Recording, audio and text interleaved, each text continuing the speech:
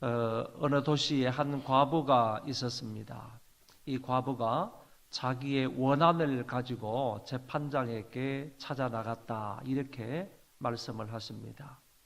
원한을 가지고 재판장에게 찾아가서 자기의 원한을 풀어달라, 이렇게 요청하는 말씀이나, 그리고 과부라는 말이나 또 원한이나 이런 말들을 볼 때에는 이 사람이 가지고 있는 그 자기의 원한이 무엇이었는가 하는 것을 어느 정도 좀 짐작을 해볼 수 있겠다, 이런 생각이 듭니다. 과부라고 했고, 그리고 뿐만 아니라 원수라고 했고, 그리고 원한, 이런 세 단어를 우리가 생각을 해볼 때 이 사람이 가지고 있었던 원한이라는 것은 어쩌면 자기 남편의 죽음과 관계되어 있는 한을 가리켜서 말하고 있는 것 아닌가, 이렇게 생각할 수 있다, 그런 얘기입니다. 만약에 그렇다 그러면 자기의 남편이 좀 억울하게 죽었다든지, 아니면 어떤 누명을 쓰고 죽었다든지, 다른 사람에 의해서 타살이 되었다든지, 여러 가지 방법을 생각할 수가 있겠는데, 어쨌든 그런 것으로 인하여서 자기가 옆에서 판단해 볼 때에 자기 남편이 이렇게 좀 억울하게 죽음으로 인하여서 나에게 그것이 한이 되었다. 그래서 내가 내 한을 가지고 지속적으로 재판장에게 나아가서 내 한을 풀어달라, 이렇게 요구하고 있는 것 아닌가, 이렇게 생각이 된다는 얘기입니다. 이 과부가 그 동네에, 그 지역에 있는 재판장에게 찾아갔다, 이렇게 말하면서 그 재판장에 관해서 설명을 하는데, 다른 사람들이 볼 때에도 마찬가지고 자기 스스로 얘기할 때도 마찬가지로 동일하게 이 재판장이 어떤 사람인지를 말해주고 있는 것입니다. 이 재판장은 하나님을 두려워하지 않고 사람을 무시하는 불의한 재판장이다, 이렇게 얘기하고 있습니다. 이거는 다른 사람이 볼 때에도 저 사람은 하나님을 두려워하지도 않고, 그리고 사람을 무시하고 완전히 교만한 사람이죠.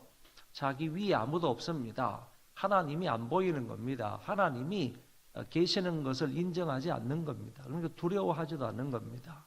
상당히 높은 자리에서 단순히 어떤 판사 자리가 아니라 그 판사에서도 좀 높은 자리, 재판장의 그런 그 급을 가지고 있는 이 사람이니까 하나님을 두려워하지도 않고, 또한 자기에게 의뢰해 오는 사람들을 무시하는 겁니다. 사람들을 얕잡아 보고 멸시하고 무시하는 그런 사람이고 불의한 재판장이다, 이렇게 말하고요.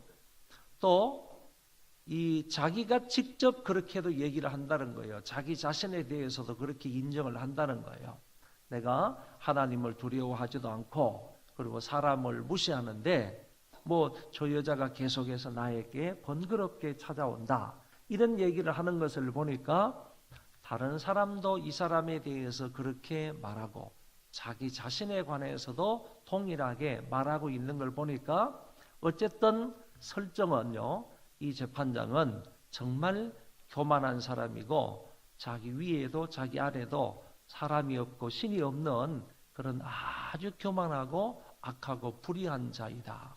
불의한 자라는 말은 재판 의뢰를 받게 되면요, 자기가 재판을 하게 되면 결국에는 뇌물을 받고 그 사람에게 뇌물이 많이 들어오면 이롭게 판단을 해주는 거고, 그리고 뇌물이 들어오지 않으면 그 사람이 의롭든지 잘했든지 간에 그 사람의 그 재판을 굽게 하는, 그 사람에게 불리하게 판결을 내리는 이런 사람이었다 하는 것을 단적으로 말하기를 불의한 재판관이었다, 재판장이었다, 이렇게 표현을 한 것입니다.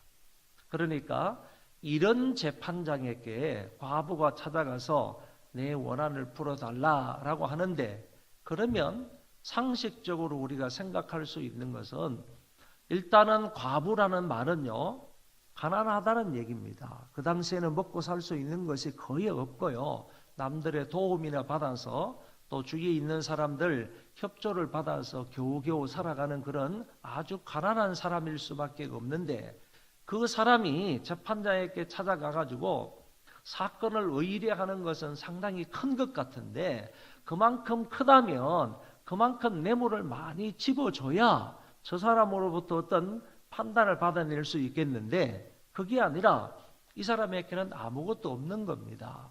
그래서 이 사람이 번거롭게 찾아오면서 내 원한을 풀어달라 이렇게 말하니까, 재판장으로부터 정식적인 합당한 절차를 통해서는 절대로 자기 문제가 해결될 수 없다라는 것을 이미 다 알고 있는 그런 형편이라는 거죠. 합당한 방법으로는 도저히 저 재판장으로부터 공정한 재판을 받을 수 있겠다, 문제를 해결할 수 있겠다, 이런 것은 생각을 못하는 거예요. 이건 불가능하다 이렇게 생각을 하고 있는 겁니다. 그럼에도 불구하고요, 이 과부는 끈질기게 나아가서 재판장에게 요구하는 겁니다. 그냥 낙담하지 않는 거예요. 그런 상황이라고 할지라도 낙담하거나 실망하지 않는 거예요. 계속적으로 찾아가서 내 원한을 풀어달라고, 내 원한을 풀어달라고 끈질기게 여러 번 반복해서 재판장에게 나아갔다. 마치 번거로울 정도로요, 귀찮을 정도로요, 다른 업무를 볼 수 없을 정도로 재판장에게 찾아가서 간청을 했다, 그런 얘기입니다. 이랬을 때 이 재판장이, 나는 하나님을 두려워하지도 않고 사람을 무시하는 그런 재판장인데, 저 여자가 계속적으로 찾아오게 되면 나의 업무에 상당히 방해가 될 것이고 내가 할 일을 하지 못하겠다, 내가 번거롭게 되겠다, 내가 저 여자로 인하여서 오히려 고민스러울 수 있겠다, 이런 생각에서 결국에 이 재판장이 그 여자의 원한을 들어주는 거예요. 해결을 해주는 거예요. 문제를 풀어주는 거예요. 이렇게 재판장이 말하는 것을 예수님께서 이제 비유로 말씀하시면서 그 재판장이 말하는 것을 들으라 라고 하시면서 마지막 부분에서 이 비유의 핵심적인 내용을 말씀을 하더라, 그런 얘기입니다.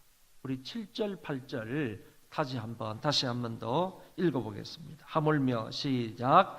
하물며 하나님께서 그 밤낮 부르짖는 택하신 자들의 원한을 풀어주지 아니하시겠느냐? 그들에게 오래 참으시겠느냐? 내가 너희에게 이르노니 속히 그 원한을 풀어주시리라. 그러나 인자가 올 때에 세상에서 믿음을 보겠느냐 하시니라. 아멘. 이 7절, 8절에서 예수님께서 이 본 비유의 핵심적인 내용을 말씀을 하시는데, 저는 여기에서 세 단어를 끄집어내서 말씀을 잠깐 드리도록 하겠습니다. 먼저는 하물며라는 단어입니다. 하물며.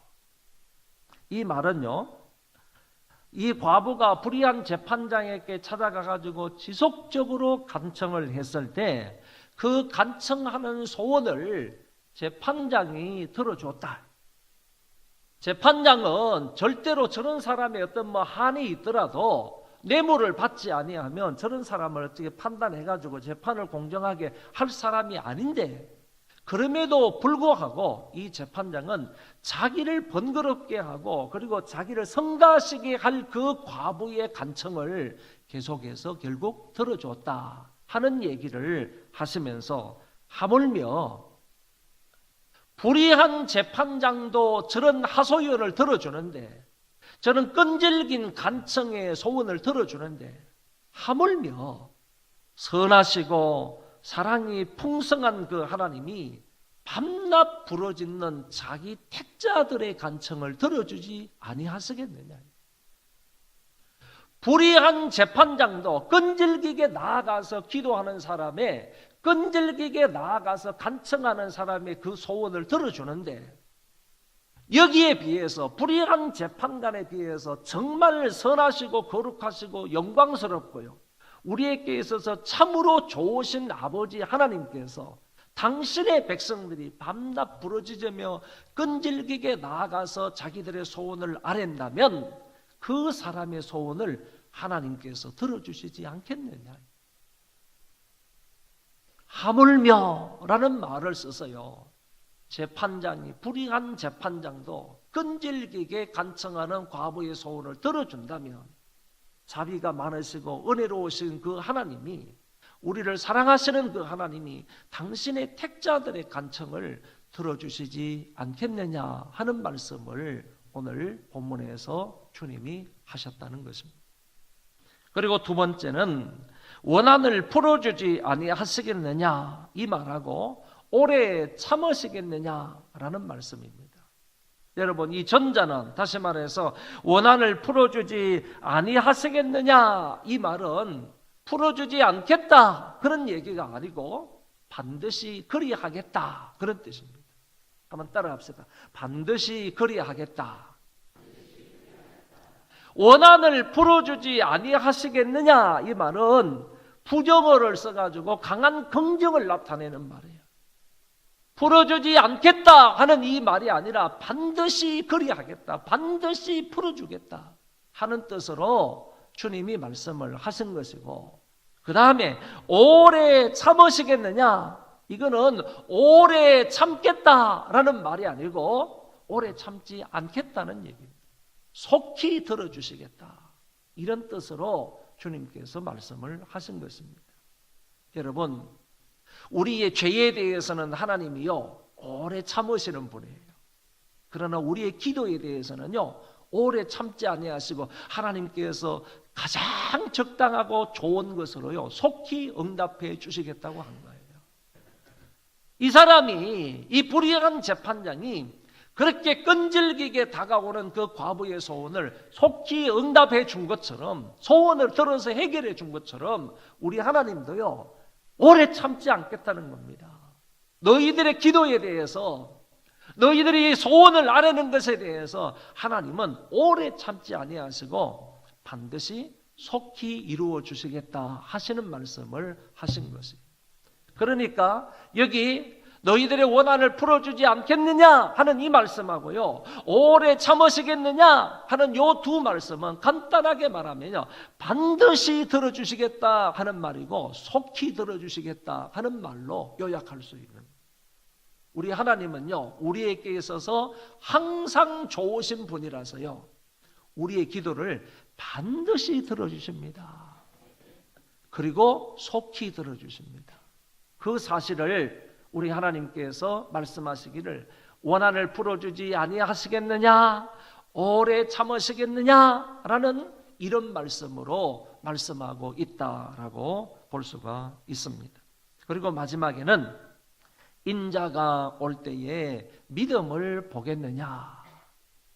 예수님께서 이 비유를 말씀하시면서 이 비유 마지막에 예수님께서 그러나 인자가 올 때에 믿음을 보겠느냐 이런 말씀을 덧붙였습니다. 그러면 인자가 올 때에 인자가 올 때에 믿음을 보겠느냐 이렇게 말씀하신 것은 어떤 의도로 말씀하셨느냐 하면은 이거는 약간 부정적으로 말씀합니다. 사람들이 기도하면서요, 요새 사람들은 뭐 다 그렇지 않습니까? 옛날 사람들도 마찬가지, 우리도 마찬가지인데 너무 조급하고요, 그리고 인내할 줄을 모르는 거예요. 참아낼 줄을 모르는 거예요. 예수님의 말씀처럼 항상 기도할 줄을 모른다니까. 항상 기도한다는 말 속에는 인내하면서 기도한다 하는 말이 들어있는 거거든요. 그러니까 어떤 문제를 만나고 어떤 일을 만나게 되면 쉽게 낭망하고 좌절하고 포기하고 이런 것은 잘하는데, 쉽게 그렇게 하는데 끈질기게 믿음을 가지면서 인내할 수 있는 그런 사람은 적다는 얘기지. 예수님께서 말씀하시는 거예요. 그러나 인자가 올 때에, 이거는 종말 때라고 표현할 수도 있습니다. 종말 때에 정말 어떤 문제를 가지고 하나님 앞에 기도하는 기도 제목을 가지고 낙심하지 아니하고 끈질기게 믿음으로 간청하는 사람이 얼마나 되겠느냐 이런 얘기죠. 아무리 큰 문제라 할지라도, 정말로 내 힘으로 해결할 수 없는 문제라 할지라도, 사방팔방에 꽉 막혀 있는 문제라 할지라도, 실타래가 이리저리 얽혀서 내 손으로, 내 힘으로, 내 지혜로, 내 지식으로는 결코 풀어갈 수 없는 문제라 할지라도 하나님을 믿고 절대적인 믿음으로 약속의 말씀을 붙들고 끈질기게 인내하면서 기도하는 사람이 말세가 되면 얼마나 되겠느냐.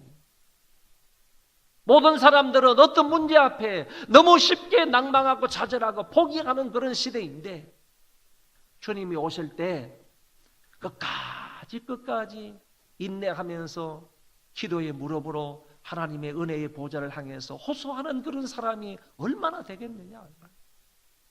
인자가 올 때에 믿음을 보겠느냐. 주님께서 이렇게 말씀을 하셨습니다. 오늘 이 비유의 목적이 뭐냐? 예수님께서 비유를 말씀하실 때는요, 대부분 목적을 말씀을 안 하시고 쭉 이렇게 얘기를 하시다가 얘기 가운데에서, 비유의 말씀 가운데에서 핵심적인 얘기를 해주실 때가 많은데, 오늘 비유는요, 먼저 이 비유의 핵심된 내용, 목적을 딱 말씀하시고 난 이후에 비유를 설명하셨습니다. 이 비유의 핵심된 내용, 목적이 뭐냐 하면은 항상 기도하고 낭망치 말아야 될 것을 비유로 말씀하여 가라사대. 항상 기도하고 낭망치 말아야 할 것을 비유로 말씀을 하셨다. 그러니까 오늘 우리가 이 말씀을 통해서 깨달아야 할 한 가지 사항은요, 어떤 일이 있더라도 오늘 우리는 낭망하지 않는 거예요. 실망하지 않는 거예요. 좌절하지 않는 거예요. 포기하지 않는 거예요. 그 대신에 뭐 해야 되느냐? 인내하면서 믿음으로 하나님 앞에 기도하는 겁니다. 이거를 목적으로 주님께서 비유를 가르쳐 주셨다. 그렇기 때문에 오늘 저와 여러분요, 하나님 앞에 간구할 때 이렇게 간구해야 됩니다. 원한 섞인 마음으로 간구해야 됩니다. 나에게 주어져 있는 이 기도 제목이요, 내가 가지고 나온 이 기도 제목이 원한 섞인 그런 기도 제목이 돼야 돼요. 여러분 잘 보세요. 다시 우리 본문으로 들어가 보면 이렇게 말씀하세요. 7절에 하나님께서 그 밤낮 부르짖는 택하신 자들의 뭐라고 그랬습니까? 원한을 풀어주지 않겠느냐. 원한을 풀어주지 않겠느냐. 내가 하나님 앞에 부르짖는 이 간구하는 소리가 원한의 소리가 되어야 된다. 원 섞인 기도가 되어야 된다. 내가 이 병에서 낫기를 원한다면, 하나님의 치료를 받기를 원한다면요, 정말 그 기도 제목이 원한 섞인 기도 제목이 되어야 되는 거예요.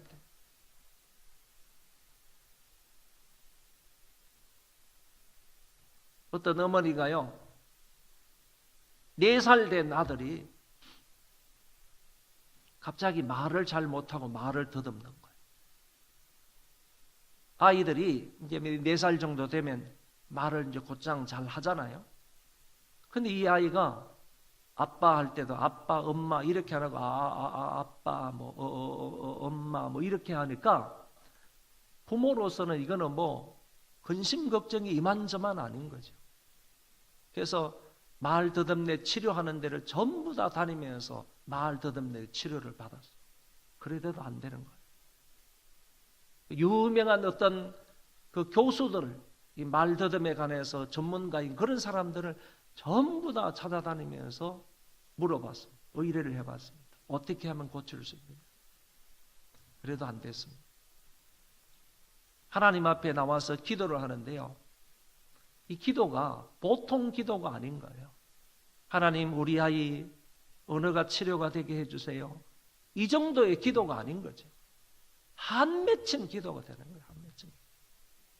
얘가 성장을 해가지고 앞으로 어떻게 성장하고 사람들과 어떻게 관계를 가지면서 살고 사회생활을 어떻게 하고 학교에 가서 공부를 어떻게 할 거냐. 막막한 것 아닙니까? 그렇다고 해서 내가 문제를 해결할 수 있습니까? 의사들이 문제를 해결할 수 있습니까? 다른 전문가가 문제를 해결할 수 있습니까? 몇 개월 동안, 어쩌면 몇 년 동안요, 다녀도 문제가 해결되지 않는 새벽마다 한섞인 기도를 하는 거죠. 하나님 도와달라고, 역사해달라고. 하나님밖에 안 계시다고, 하나님 도와달라고. 그렇게 간청을 하기를 몇 년이 지났는데요, 하나님의 은혜 가운데에서 순간적으로 치료를 받았어요.